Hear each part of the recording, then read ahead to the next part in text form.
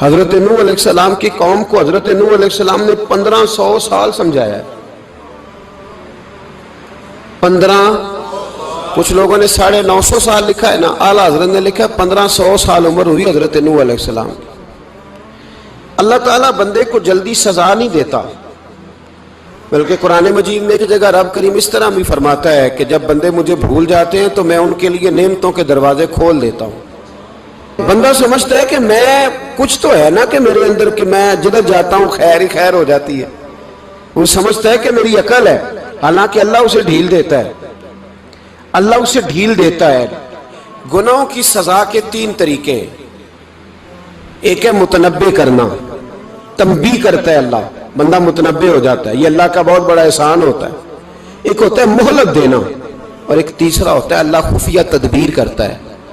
تھوڑا سا سمجھیے گا، انسان پر کوئی آزمائش آئی، فوراً اس کی چھٹی اس نے کہا کہ وہ فلان جگہ غلطی کی تھی تب ایسا ہوا ہے.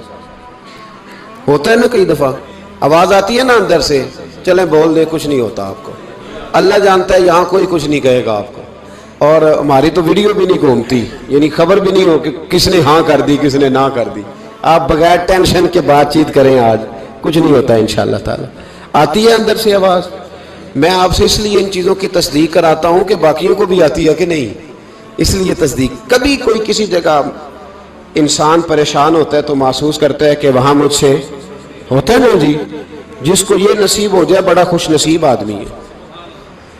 حضرت مولا علی فرماتے ہیں اگر تجھے دنیا میں سزا مل گئی تو بچ گیا ہے، سمجھ پھر اللہ کرم کرے گا، آخرت میں سزا نہیں دے گا. اور یہ یاد رکھ لے، وما اصابکم من مصیبت فبما کسبت ایدیکم ویعفو عن کثیر. اللہ فرماتا ہے دنیا میں تجھے جو بھی تکلیف پہنچتی ہے وہ تیرے ہاتھوں کے کرتوتوں کی وجہ سے پہنچتی. ویعفو عن کثیر، فرمایا کثیر گناہ تو میں ویسے ہی معاف کر دیتا ہوں. یہ جو تیری زندگی میں دکھ ہے نا، یہ بھی میری قلیل سزائیں ہیں. یہ کثیر پر سزا، یہ قلیل ہے، قلیل یہ جو تمہاری زندگی میں تکلیف ہیں.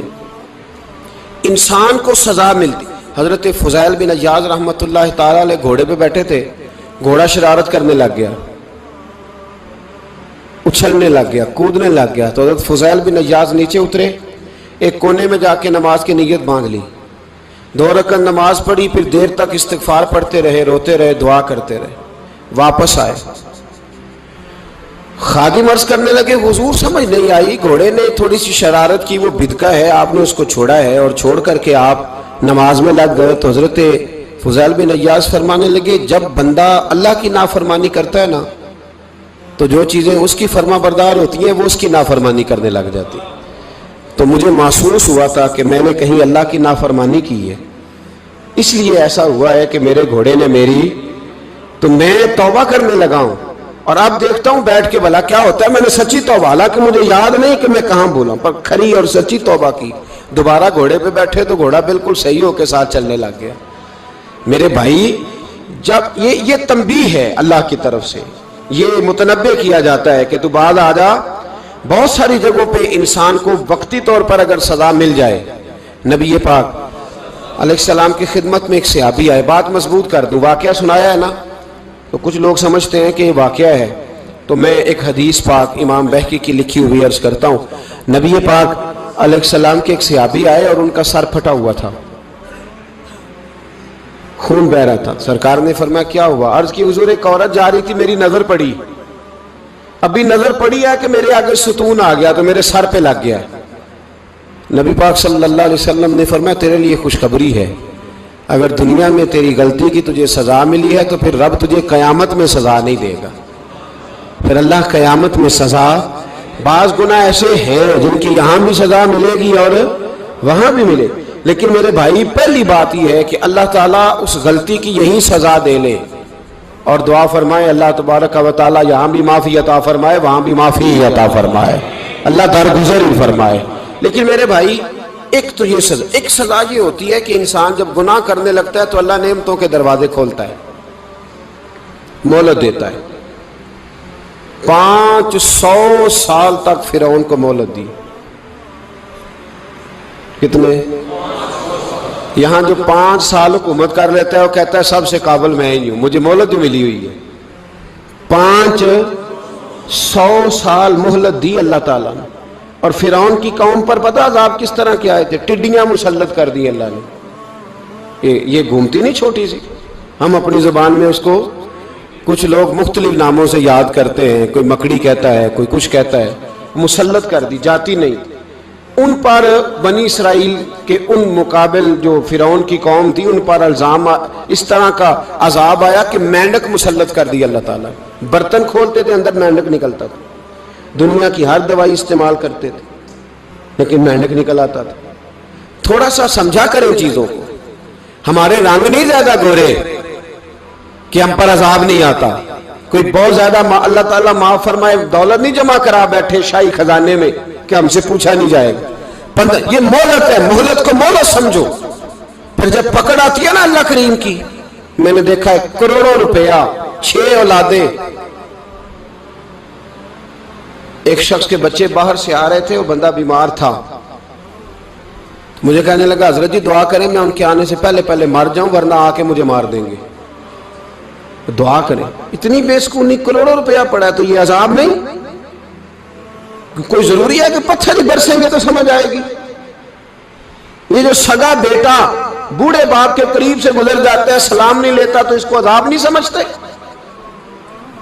یہ جو امت کی بیٹیاں، امت کی بچیاں، ہماری بچیاں ایک سال کے اندر 75,000 ہزار بچی ایک ڈویژن سے بھاگ کے شادی کر رہی ہے، اور ایک صوبے سے، تو اس کو آپ اللہ کا عذاب نہیں سمجھتے؟ یہ معمولی بات ہے؟ نہیں ہمارے رنگ ہو رہے ہیں، ہم بڑے سمارٹ ہیں۔ 1500 سال مہلت دی نوح علیہ السلام کی قوم کو۔ کتنے سال؟ بول کے بتائیے، بول کے دوبارہ بولیے۔ 1500 سال۔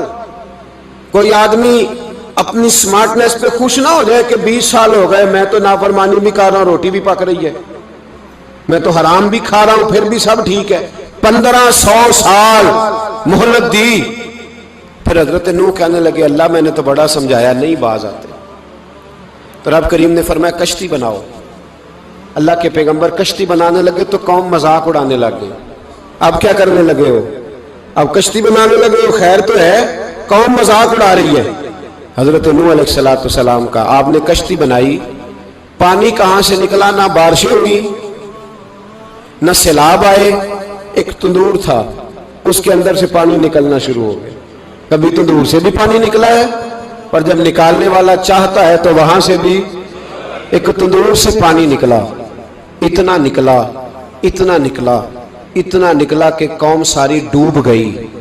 قرآن مجید کے صفحات شہادت دیں گے کہ حضرت نوح کی قوم کا بچہ بہ گیا، بچے صرف وہ تھے جو حضرت نوح کے ساتھ ہو گئے، تباہ ہو گئی۔ اللہ بے نیاز ہے، بے نیاز۔ 1500 سال مہلت ملے اور تو پھر بھی کہے رب بڑا کریم ہے معاف کر دے گا۔ 1500 سال تجھے گنجائش دے اور تو کہے کوئی نہیں، بات معافی ملنی چاہیے ابھی بھی۔ میرے بھائی، حضرت صالح علیہ السلام کی قوم، حضرت صالح نے تبلیغ شروع کی تو کہنے لگے پہلے معجزہ دکھاؤ۔ جی آج تو نہیں لوگ معجزے مانگتے ہیں، آج بھی لوگ کرامتیں اور معجزے، اللہ معاف کرے، جو چیزیں معجزہ تو ہو نہیں نہ سکتا، لیکن آج بھی لوگ، آپ یقین کریں، کہتے ہیں یہ بڑی نمازیں پڑھتا ہے تو پھر بخشا کیوں نہیں گیا، پھر کیوں نہیں منو سلوا کیوں نہیں اترا اس پر، پھر میں بھی اسی طرح ہی ہوں، کیا اس کے اندر خوبی آ گئی؟ مولوی بھی ویسے ہی ہے، صوفی بھی ویسے ہی ہے، لوگ مانگ نہیں رہے، لوگ دلیلیں مانگ نہیں رہے، ابھی بھی لوگ بحث نہیں کرتے، کیا فرق آ گیا جی؟ ویسے ہی ہیں سارے۔ اللہ تعالیٰ سے ڈرنا چاہیے، ہمیں سامنے والے کی طرف دیکھ کر صحیح ہونے کا حکم نہیں ہے، ہمیں اپنی اصلاح کا حکم ہے، اپنی طرف دیکھ کے اپنے آپ کو ٹھیک کرنے کا۔ الزام لگا کے گزر جانا اس کا کوئی مطلب؟ سنو اور یاد رکھو، حضرت صالح علیہ السلام سے کہنے لگے پہلے معجزہ دکھائیں، تو حضرت صالح علیہ السلام نے فرمایا اونٹ کہاں سے پیدا ہوتے ہیں؟ کہا اونٹنی کے بطن سے۔ فرمایا آؤ میں تمہیں پہاڑ کے اندر سے اونٹنی پیدا کر کے دکھاتا ہوں۔ کہاں سے؟ پہاڑ کے اندر سے۔ حضرت نوح ساتھ لے کے گئے تو پہاڑ کے اندر سے اونٹنی نکلی، اور اونٹنی بھی گابن تھی، اس کے پیٹ میں بچہ، اور اونٹنی اتنا دودھ دیتی تھی کہ ساری بستی دودھ پی جاتی تھی، پھر بھی دودھ بچ جایا کرتا تھا۔ لیکن حضرت نوح علیہ السلام نے فرمایا اب تم نے دیکھ تو لیا یہ اسے، یہ جتنا دودھ دے گی روٹی بھی اتنی کھائے گی، ایک دن تم سارے پانی پیو گے، ایک دن یہ سارا پانی پیا کرے گی، ایک دن تم سارے باقی جانوروں کو گھاس کھلاؤ گے، ایک دن یہ اونٹنی، اور اونٹنی کا نام کیا؟ ناقۃ اللہ، اللہ کی اونٹنی۔ کس کی اونٹنی؟ نام کیا ہے؟ اللہ کی، یہ اللہ کی اونٹنی ہے۔ تو حضرت نوح علیہ السلام کی اونٹنی فرمایا اس کی بے ادبی نہ کرنا۔ باز نہیں آئے لوگ، باز نہیں آئے، کہنے لگا جی دودھ دینا تو ٹھیک ہے، پر یہ جو سارا پانی پی جاتی ہے نا یہ صحیح نہیں، یہ جو ساری گھاس کھا جاتی ہے یہ نہیں ٹھیک، دودھ دینا تو ٹھیک ہے پر یہ نہیں صحیح۔ آپ نے فرمایا اسے کچھ نہ کہنا، اللہ کی اونٹنی ہے۔ میں کہا کرتا ہوں ان لوگوں نے ناقۃ اللہ کی بے ادبی کی، حضرت نوح علیہ السلام کی اونٹنی کی ٹانگیں کاٹ دی، صالح علیہ السلام کی۔ اور دیکھو اللہ بڑا بے نیاز ہے، اگر پیدا کرنا جانتا ہے تو حفاظت کرنی نہیں جانتا، لیکن رب کریم نے فرمایا نہ کرنا۔ انہوں نے ان کے پیر کاٹ دیے، کانوں پہ چھریاں لگائیں۔ اونٹنی جب مر گئی، اونٹنی اللہ تبارک و تعالیٰ کی وہ اونٹنی جب مر گئی تو حضرت صالح علیہ السلام کی قوم پر رب کریم نے زلزلہ بھیجا، اذا زلزلت الارض زلزالہا، جب زلزلے آئیں گے اور جب ان کا زلزلہ آنا زلزلہ آتا ہے نا، کیا کرتی ہے قوم؟ لا الہ الا اللہ، لا الہ الا اللہ، کلمے جاری ہو جاتے۔ بلکہ ایک دفعہ ایسا بھی ہوا کہ مسجدوں میں اعلان ہونے لگے زلزلہ آ رہا ہے، جو فجر کے لیے نہیں اٹھے زلزلے کے لیے وہ بھی اٹھ گئے، جن کا دعویٰ ہے نا میری سویرے آنکھ نہیں کھلتی، ان کی لگی نہیں کتنے گھنٹے، بعد میں بھی نہیں لگی، ٹی وی پہ اعلان ہوتے رہے کوئی نہیں آ رہا سو جاؤ چپ کر کے، لیکن آنکھ لگی۔ موت سے تو ڈرتا ہے، اللہ سے ڈرتا ہی نہیں، موت کا خوف ہے رب کا نہیں۔ زلزلہ آیا، ساری قوم تباہ ہو گئی۔ بتاؤ اگر ناقۃ اللہ کی گستاخی ہو تو اللہ ناراض ہو جاتا ہے، اور اگر اولیاء اللہ کی ہو، اگر اولیاء اللہ کی ہو تو رب ناراض نہیں ہوتا؟ شرم نہیں آتی لوگوں کو داتا صاحب کی بے ادبی کرتے، شرم نہیں آتی لوگوں کو غوث اعظم کی گستاخی کرتے، حیا نہیں آتی جنہوں نے دین پھیلایا ان کی بے ادبی؟ میں درد سے کہتا ہوں، رو کے کہتا ہوں، اور اگر کلیجہ پھٹ سکے تو میں دکھاؤں زخم کتنے۔ ایک حج کے موقع پر ایک بابا جی، اس سال 4,80,000 روپے کا پرائیویٹ حج تھا، اور بابا جی کی کیفیت کمزور تھی، بیچارے بیمار تھے، اس کے باوجود وہ گئے، بوڑھے آدمی، جا کے بیٹھیے بزرگ، اور کتنی مشکل ہے وہاں منا، مزدلفہ، عرفات، طواف زیارت، کتنا مشکل کام ہے طواف زیارت کرنا، طواف وداع کرنا، کس کٹھن سے حج کیا، بڑھاپے میں پیسے بھی لگائے، اور جب وہ روضہ رسول پہ گئے صلی اللہ، اور انہوں نے جا کے نبی پاک صلی اللہ علیہ وسلم کے روضے کی طرف منہ کر کے درود شریف پڑھا تو ایک ملا نے اٹھ کے کہہ دیا تو مشرک ہے۔ تو میری روح کانپی، میں نے کہا تجھے شرم نہیں آئی، حیا نہیں آئی؟ اس کی عمر دیکھ، کس بڑھاپے میں کہاں سے چلا، کہاں آیا۔ یہ مشرک ہوتا تو کسی مندر میں جاتا، یہ مشرک ہوتا تو کسی گرجے میں جاتا، یہ مشرک نہیں، یہ مومن ہے، اور یہ وہ والا مومن ہے جس کے سینے میں دل جب دھڑکتا ہے تو خالی دھڑکتا نہیں، ساتھ وہ محمد عربی پہ درود و سلام بھی پڑھتا ہے۔ شرم نہیں آتی لوگوں کو؟ اتنی بڑی گستاخی کرتے، جو روضہ رسول پہ آیا مشرک ہے۔ میں نے جو مولوی کو صاف صاف کہا تھا، میں نے کہا اگر میں مشرک ہوں تو نکالو، مشرک کا داخلہ تو یہاں ویسے ہی منع ہے۔ شرم نہیں آتی؟ اپنی زبان کا ایک پاس کرو کچھ۔ اتنا ظلم، اتنی بڑی فرقہ واریت امت میں، اتنا امت کو تقسیم کرتے ہو، تمہیں شرم نہیں آتی؟ جہاں سے اتحاد کا پیغام دینا چاہیے وہاں سے تم لوگوں کو فرقے کا پیغام دیتے ہو، ایک مقصود فرقے کی تبلیغ کرتے ہو۔ خدا رہا تو میں کہہ رہا ہوں ناقۃ اللہ کی بے ادبی پہ عذاب آتا ہے، تو اولیاء اللہ کی بے ادبی پہ نہیں آتا؟ داتا صاحب ساری زندگی تبلیغ کرتے رہے، ایک آدمی نے اٹھ کے کہہ دیا جناب وہ تو شرک کا اڈا ہے، تو رب کریم ناراض نہیں ہوتا ان باتوں سے؟ ہمیں خیال کرنا چاہیے، اللہ سے ڈرنا چاہیے، ان چیزوں سے عذاب آتا ہے اور آ رہا ہے، اللہ تعالی ہمیں محفوظ فرمائے۔ اللہ ہمیں اس سے، قوم لوط پہ بھی عذاب آیا، ہم جنس پرستی، مرد مردوں سے بدکاری کرتے، حضرت نوح نے سمجھایا کہ یہ کام درست فطرت کے خلاف ہے، یہ کام درست نہیں۔ جب انسان یہ کام کرتا ہے تو زمین اور آسمان کانپتے ہیں۔ اب میں کیسے کھول کے بتاؤں، میرے پاس اعداد و شمار ہیں کہ پاکستان کے اندر اس کام کی کیفیت کیا ہے اور کس طرح کر کے لوگ، میں تو رونا روتا رہتا ہوں داڑھی کا۔ لوگ کئی دفعہ کہتے ہیں حضرت صاحب پہلے بھی آئے تھے تو داڑھی کی بات، پھر بھی آئے تو داڑھی کی بات، تو میں رونا روتا ہوں۔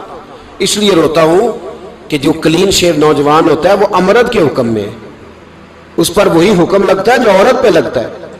اس کے ساتھ مرد کا اٹھنا بیٹھنا اسی طرح ناجائز ہے جس طرح عورت کے ساتھ۔ حضرت جنید بغدادی رحمت اللہ تعالیٰ علیہ کے سامنے ایک شخص نے کہا وہ کتنا خوبصورت نوجوان جا رہا ہے، تو آپ فرمانے لگے تو حافظ قرآن نہیں؟ کہا ہاں۔ فرمانے لگے جا اپنے حفظ کی خیر بنا۔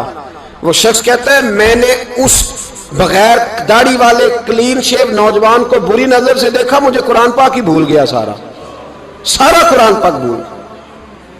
اور کتنے سال میں دعائیں کرتا رہا، بیت اللہ کے طواف کرتا رہا، میں یاد بھی کرتا تو نہیں ہوتا۔ کیسے اب تو ہمارا نعت کہاں بیوٹی پارلر سے ہو کے آتا ہے، ہم کسی اور کو کیا پیغام دیں؟ وہ پیغام، وہ نظام، وہ طریقہ کار جس کا حکم تھا شریعت میں، قوم لوط پر عذاب آیا۔ صحیح بیٹھتے ہوں گے بچے جو موٹر سائیکلوں پہ بیٹھتے ہیں، میں نے گجرانوالہ کی سڑکوں پہ بچوں کو، نوجوانوں کو جو تماشے کرتے سرے عام دیکھا ہے تو مجھے ڈر لگتا ہے، اور کوئی روکنے والا نہیں، شغل ہو رہا ہے، ہنس رہے ہیں، اور سامنے عورتیں بھی ہیں، سب ہو رہا ہے۔ کتنی تکلیف کی بات۔ حضرت نوح کی قوم یہ کام کرتی تھی، قرآن پاک نے بیان کیا ہے۔ حضرت نوح نے سمجھایا، فرمایا رب کریم نے تمہیں اپنی خواہش پوری کرنے کے لیے جائز طریقہ عطا فرمایا، عورتوں سے نکاح کرو، اور اس نکاح کی برکت سے جو اللہ تمہیں اولاد دے گا اس کو اللہ تبارک و تعالیٰ تمہارے لیے باعث بخشش بھی فرمائے گا۔ لیکن جب قوم نہ مانی تو جو قوم لوط کا عمل کرے اس کا علاج قرآن نے بیان فرمایا کہ آسمان سے پتھر برسیں گے، پھر پتھر برسے، اور جن کے بڑے بڑے اچھے دماغ تھے ان کے دماغ چکنا چور کر دیے گئے، تباہ کر دیے گئے، ان کے دماغ زمین پر بچھاڑ دیا گیا۔ اللہ مہلت دیتا ہے، لیکن اس کا مطلب یہ نہیں کہ انسان توبہ ہی نہ کرے۔ حضرت شعیب علیہ السلام کی قوم پر بھی عذاب آیا، اس لیے کہ بددیانتی کرتی تھی، ناپ تول میں کمی کرتی تھی۔ میں نے کہا تھا شب قدر کی رات کہ یہ کوئی تماشا ہے کہ شب رات آئی تو ساری رات روتے رہے، یا اللہ معاف کر دے، یا اللہ معاف کر دے، رو رو کے چیخے مار مار روئے۔ شب قدر آئی تو پھر چیخے ماری، ساری رات روئے۔ تو جس بندے کا پروگرام ہی نہیں سویرے بدلنے کا، دکان پہ بیٹھ کے پھر وہی ناپ تول میں کمی، پھر وہ اللہ تعالیٰ معاف کرے۔ میں ایک مضمون پڑھ رہا تھا تو وہ فوڈ کے اسپیشل لوگ میں لکھا تھا مہربانی کرو ملاوٹ ہی اچھی چیز کی کر لو، مرچ میں کیری تو نہ ملاؤ اینٹوں کی، وہ تو بیمار کرتی ہے، وہ تو خون کی آنتوں کو روک دیتی ہے۔ وہ کہنے لگا، اور وہ کہتا ہے میں تمہیں بتاتا ہوں کون کون سی چیز ملائی جا سکتی ہے، وہ ملا لو۔ خدا را اس قوم پہ رحم کرو، مہربانی۔ ایک دوست ہے ہمارے، میں وزیر آباد میں ان کے گھر بیٹھا تھا تو ایک میڈیکل، میرا کسی شخص پہ اعتراض کرنے کا میں مجموعی بات کرتا ہوں۔ میں ایسے ڈاکٹروں کو جانتا ہوں جو اللہ تعالیٰ فضل کرے سچ مچ کے نیک ہیں، اچھے لوگ۔ تو بچے کا میڈیکل سٹور ہے، تو والد بیمار ہو گیا، تو کہتا ہے ابا جی ڈاکٹر صاحب نے کہا آپ کو ڈرپ لگنی ہے، تو سگے باپ کو ڈرپ لگانے لگا، تو باپ کیا کہتا ہے پتر تیری مہربانی مینو کوئی اصلی لائی، وہ نہ لائیں جڑی لوکاں نو لانا ہے۔ اب وہ پیار سے سنا رہا ہے بات۔ میں نے اسے کہا کہ یہ تو ڈوب مرنے کا مقام ہے نا، ڈوب مرنے کا مقام، کہ جس ملک کے اندر دوائی بھی صحیح نہ بکے، اصلی نہ ملے دوائی بھی، اور پھر وہ قوم کہے کہ ہم نے تو پورے روزے رکھے، ہم نے تو بڑا صدقہ اور خیرات کیا، دوائی بھی اثر نہ ملے۔ جناب شعیب علیہ السلام کی قوم ناپ تول میں کمی کرتی تھی، تو اللہ تبارک و تعالیٰ نے ان پر بتا عذاب کس طرح کا بھیجا، شدید گرمی ہوئی۔ اللہ ہمیں محفوظ فرمائے، سارے آمین کہہ دیا۔ دیکھیں کتنا اچھا موسم کر دیا رب کریم، اللہ ہمیں محفوظ فرمائے، اللہ رحمت فرمائے۔ شدید گرمی کی لہر آئی، باہر اتنی گرمی ہوئی کہ لوگ اپنے گھروں میں گھس گئے، جس طرح سورج کی شعائیں گھروں کے اندر داخل ہو جاتی ہے، اس طرح گرمی کی لہر اندر داخل ہوئی۔ اور جس طرح کسی کو آگ لگ جائے تو وہ آدمی اچھلتا کودتا ہے نا، اس طرح یہ لوگ اچھلنے لگے اور اچھل کود کے مر گئے. جرم کیا تھا؟ ناپ تول میں کمی کرتے. حضرت داؤد کی قوم بھی تباہ ہوئی. جرم کیا تھا؟ ہفتے والے دن مچھلیاں نہیں پکڑنی تو یہ پکڑتے تھے. حکم ہے نا مسلمان کو نماز کے ٹائم کوئی اور کام نہیں کرنا, نماز پڑھنی ہے. میرا خیال ہے مسلمان تو فٹافٹ آ جاتے ہیں, سارے ہی پہنچ جاتے ہیں نا مسجدوں میں. ہلکا ہلکا بول رہے ہیں آپ, کیوں نہیں پہنچتے؟ اگر حضرت سیدنا, اور پتہ انہیں سزا کیا ملی؟ اللہ نے فرمایا اس ٹائم عبادت کرنا, کام نہیں کرنا, وقت نہیں ہے کام کا. انہوں نے مچھلیاں پکڑی, 12,000 لوگ تھے. پتہ ہے مالک نے سزا کیا دی؟ بندر بنا دیا اللہ کریم. قرآن مجید کا پہلا سپارہ پڑھے, فَجَعَلْنَاهَا نَكَالًا لِمَا بَيْنَ يَدَيْهَا وَمَا خَلْفَهَا. اللہ فرماتے ہیں پچھلوں کے لیے بھی عبرت بنا دیا, بعد والوں کے لیے بھی عبرت, نشان عبرت بنا دیا. بندر بن گئے, اور جو ان کے دوست جو بچ گئے تھے ان کے پیر چومتے تھے, روتے تھے. 3 دن بندر بن کے زندہ رہے. غسل نواجب انو دمت آپ نو حبیب آزم کیا اس کفن دی حاجت جد خالق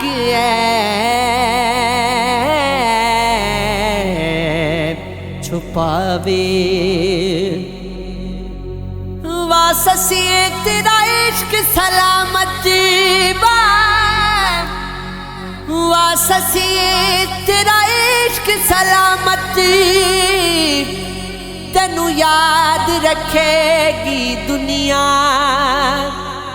ہر بستی ہر محفل اندر تیرا ذکر کرے گی دنیا.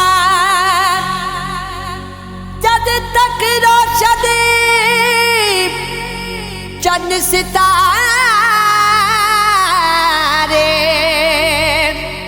تیرا نام جپے گی دنیا.